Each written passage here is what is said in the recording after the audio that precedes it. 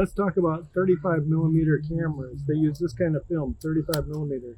Let's talk about single lens reflex cameras. This is a single lens reflex camera. The light comes in the lens here, and there's a mirror in here that's going to bounce it off. When I look through it, I'm going to see exactly the light that comes inside the camera. And that's a big, wonderful and fabulous improvement, because before that, they had cameras like this one, and when I'm looking through the viewfinder, it's just straight through, looking through here, but what's coming in the lens is a little bit different. And sometimes, especially if you're closer up, it's called a parallax, that what's coming through here and what I'm seeing is a slightly different, and that can make problems.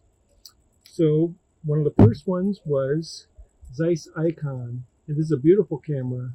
This one's called a Conduflex, and it's kind of primitive compared to these Japanese ones, but the Germans have beautiful optics and very good craftsmanship on their cameras.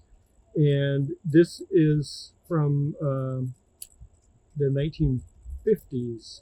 So this is a very beautiful camera from Germany, and look at this one. This is from Germany too. Exacta 500, beautiful lens on there.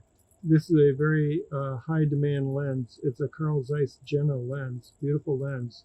But what happened was Germany was dominating the camera field, but Japan started copying their designs and tweaking them and improving them slightly, and they gradually, their quality went up and their ingenuity got better, and they were able to surpass the German cameras. This is Pentax.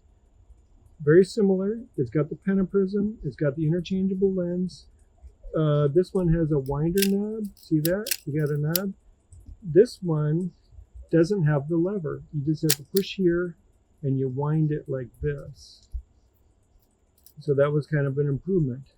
So step by step, the companies would come out with little improvements, and if it was something really good, the other companies would follow.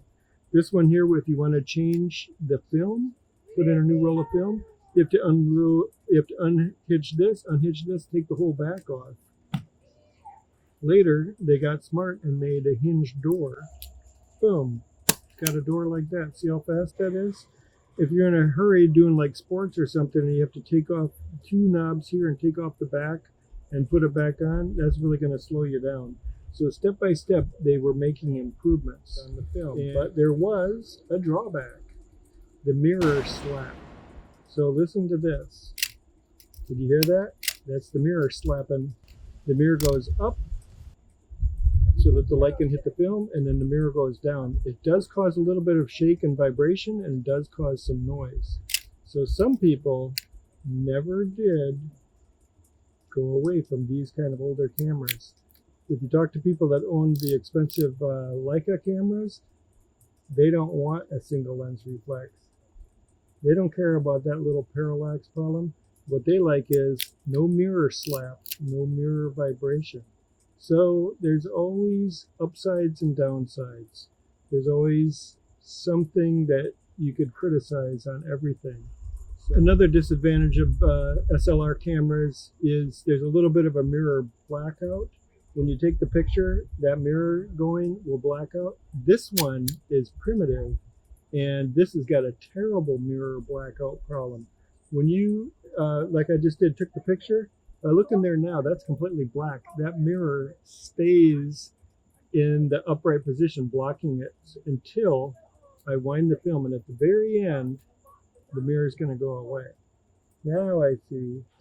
So that's what I wanted to talk about today, about 35 millimeter single lens reflex cameras from Germany and Japan.